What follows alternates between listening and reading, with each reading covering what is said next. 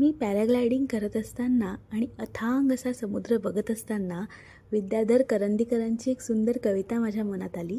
ती अशी होती: घननीळ सागराचा घननाद येतो कानी, घुमती दिशा दिशात लहरींमधून गाणी, चौफेर सूर्यज्वाला वारा बोल शांत, कोठे समुद्र पक्षी गगनी फिरे निवांत, आकाश तेज भारे माडावरी स्थिरावे, भटकी चुकार होडी लाडात संत धावे, वाळूत स्तब्ध झाला रेखाकृती किनारा, जवळी असून पाणी अतृप्त तो बिचारा, जलधी बरोबरीचे आभा समान नाते, त्याची न त्यास धरती संकेत फक्त खोटे, सानिध्य सागराचे आकाश पांघराया, परिसाथ ना कुणाची अस्तित्व सावराया.